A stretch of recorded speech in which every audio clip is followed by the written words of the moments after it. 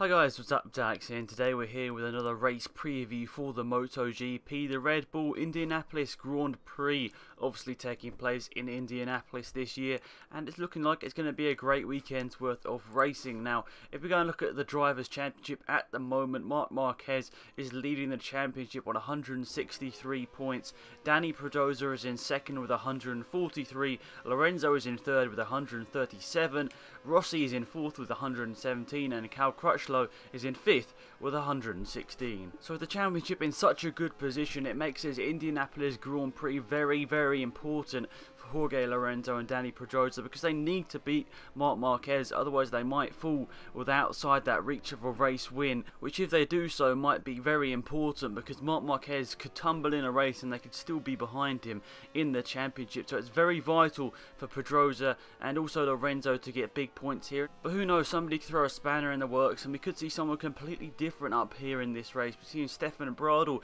drive absolutely amazingly over the last couple of weekends, and obviously a great ride in Laguna Seca to secure his first ever podium in MotoGP. So it's looking like he's on form. Stefan Bradl obviously doing quite well at the time and really looking like he's on a high point in his MotoGP career and could maybe take the fight to people like Cal Crutchlow and Rossi, you know, for the remaining races of this year. And we're not even that far through this season, let's be perfectly honest. We're only about halfway through the season, and Indianapolis sort of turns into the second half of the season here. We've had the summer break and now we're into the second half of the season, and I think this race is very pivotal for the championship, because if Marc Marquez pulls out his advantage, it's going to be even harder for Pedrosa and Lorenzo to do well. But let's have a look at what happened last year, because that's where obviously we can see the performance of the bikes on this track.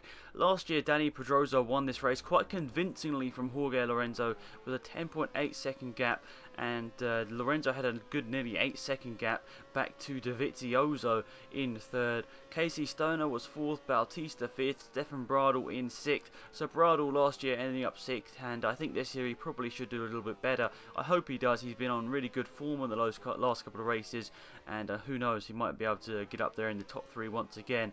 7th and 8th last year was both the Ducatis of Rossi and Abraham, 9th was Hernandez, and 10th was Espargaro.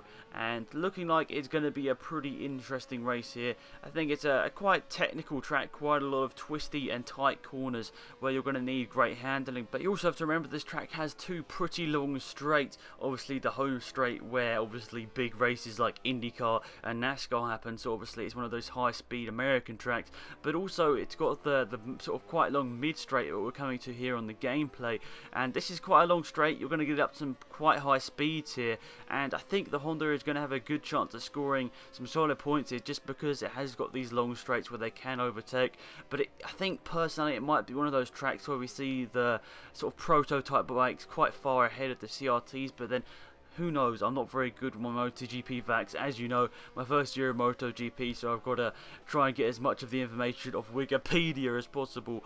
But I have learnt that the Hondas are pretty fast in a straight line, and overall the prototypes are quite a lot faster than the CRTs. But Alex Espargaro's CRT is becoming even more developed, and obviously with his brother coming to the sport next year, he's going to really put the pressure on himself to try and get some really good points and maybe catapult himself into like maybe a prototype ride, who knows, because obviously over the last couple of weeks we've heard the prototype and main, you know, factory teams can have even more riders on one team, so maybe they'll look at someone like Alex Espargaro on their team, or maybe they could put him on a bike like Stefan Bradl, or maybe he could be teammates with Stefan Bradl, who knows. But it would be great to see both the Espargaro brothers against each other on, you know, fast machinery, obviously prototype bike machinery. It'd be great to see which one of them is truly faster, and you can see there on the gameplay I completely fail trying to use a bit of the runoff area, which yeah, didn't go too well. But that is pretty much it for this video, guys. Thank you all for watching it. I'm sorry about the gameplay. It hasn't been the cleanest or the smoothest. The fraps was really quite messing up quite a bit here, which I'm sorry about, but we're going to try and get that fixed for future episodes. I know I keep saying that, but it's the bit annoying when Fraps always messes up. But anyway, thank you all for watching, guys. I'm really looking forward to what you put in the comment section. Maybe leave some predictions and thoughts about this race. Obviously you guys, if you're watching this, and MotoGP fans, probably a lot more experience from the sport as me, or more than me I should say, because obviously I've only been watching it half a year. Most of you guys probably been watching it for a good 2 or 3 years, maybe even more. But yeah, maybe leave your comments in the comment section. I'm going to be interested to read them because obviously I can base some facts off. Maybe might do a race review, who knows. Will depend on when if I'm at home or not, probably the main reason. But yeah, thanks for watching, guys. Hopefully you enjoyed the video. Hopefully you enjoyed the race this weekend.